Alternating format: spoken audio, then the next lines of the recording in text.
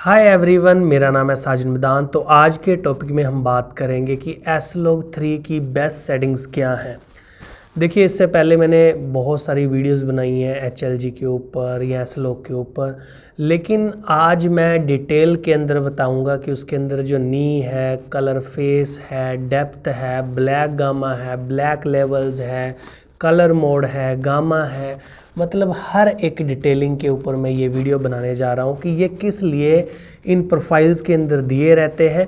तो चलिए स्टार्ट करते हैं। आइए, तो सबसे पहले आप अपने कैमरे का फंक्शन बटन पुश करेंगे, यहाँ पे PP1 के अंदर आ जाएंगे और बिल्कुल नीचे आके आपने रीसेट करना है। इसे जो कंपनी के बनाए हुए प्रीसेट है उसे रीसेट कर देना है।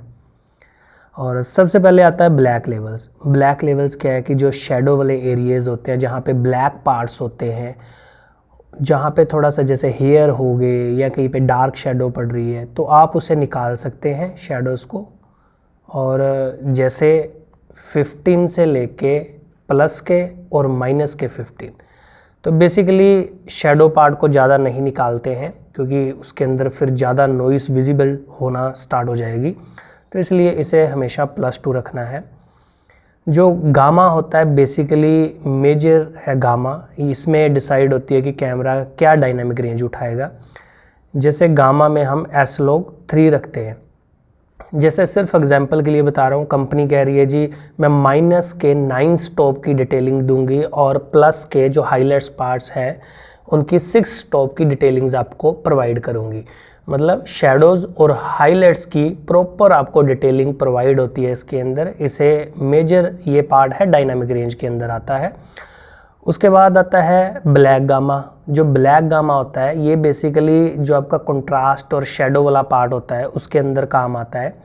और सिर्फ इसको वाइड करने से कुछ नहीं होगा या इसे नैरो या मिडल करने से कुछ नहीं होगा। वाइड करना के बाद आपको यहाँ पे लेवल्स को भी सेट करना पड़ेगा, तभी इसका मतलब फ़र्क आपको दिखाई देगा।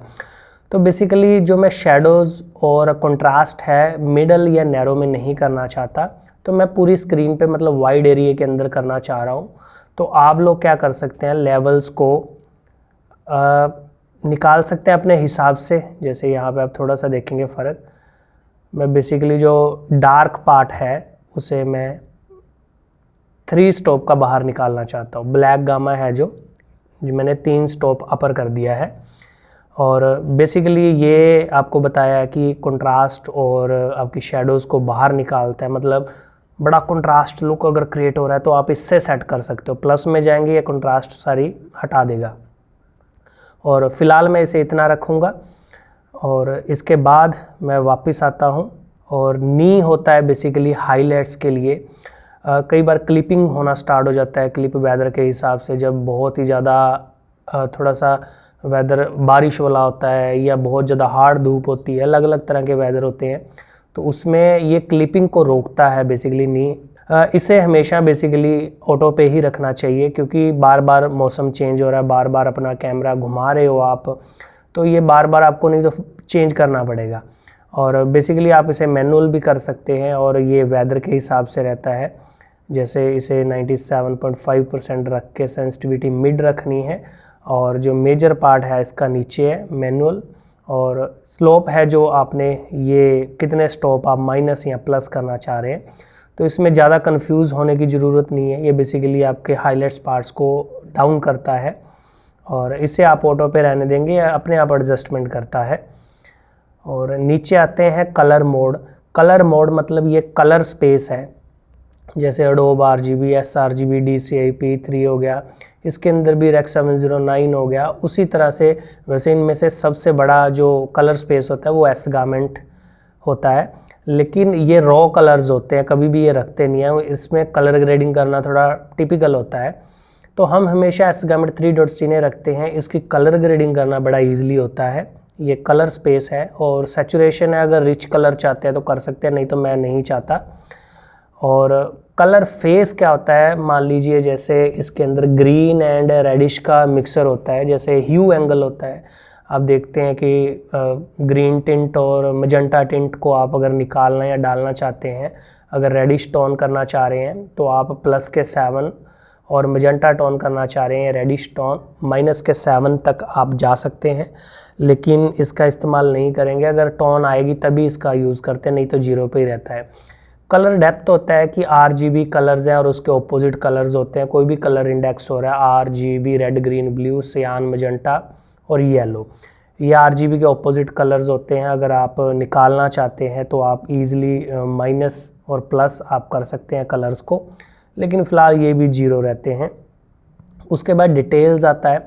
डिटेल्स के अंदर क्या होता है कि ये बेसिकली जैसे शार्पनेस की तरह थोड़ा सा काम करता है। जो एजेस होते हैं सब्जेक्ट के, उसको शार्प करने के काम आता है। लेवल्स आपने हमेशा 2 रखना है, ज़्यादा नहीं बढ़ाना, नहीं तो वो पता चलने लग जाएगा कि आपने उसको थोड़ा शार्प किया है। एडजस्ट के अंदर मोड्स हैं, ये वैसे आप ऑटो पे ही रहने देंगे, वो अपने आप एडजस्टमेंट करता है। अगर इनमें से कोई भी हॉरिजेंटल एंड वर्टिकल सेलेक्ट किया, वो हॉरिजेंटल पिक्सल्स और वर्टिकल को सिलेक्ट करता है। अलग अलग तरह के क्रिस्पिंग, अलग अलग तरह के मोड्स हैं। बेसिकली ऑटो पे रखेंगे और +2 रखेंगे तो इसके अंदर काफ़ी अच्छा रहता है।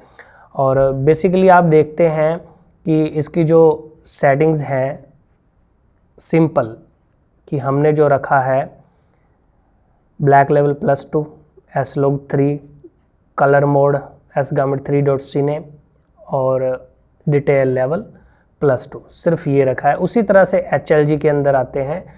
HLG के अंदर नीचे आके रीसेट करते हैं और ये हम डायनामिक रेंज सेलेक्ट कर रहे हैं, ये बेसिकली वेडिंग के लिए है। और कलर मोड REC 709 रखते हैं और इसके अंदर सिर्फ आपने डिटेल्स को +2 करना है, बस ये सेटिंग्स मेजरली होती है। इसके अंदर ज़्यादा आप कुछ भी नहीं करेंगे और इसकी काफ़ी अच्छी डायनामिक रेंज होती है। ये हम HLG3 वेडिंग्स के लिए यूज़ करते हैं और S-Log3 commercial shoot, music, video. S-Log3 भी वेडिंग के ऊपर आप कर सकते हैं, लेकिन अगर आप प्रॉपर अच्छा एक्सपीरियंस है तो आप इसे ईजिली कर सकते हैं। तो दोस्तों, आप सब लोगों ने देखा कि S-Log3 की बेस्ट सेटिंग्स क्या हैं। मिलते हैं अगली वीडियो में। आज के लिए इतना ही। ग्रैंडिया चैनल सब्सक्राइब कीजिए। धन्यवाद।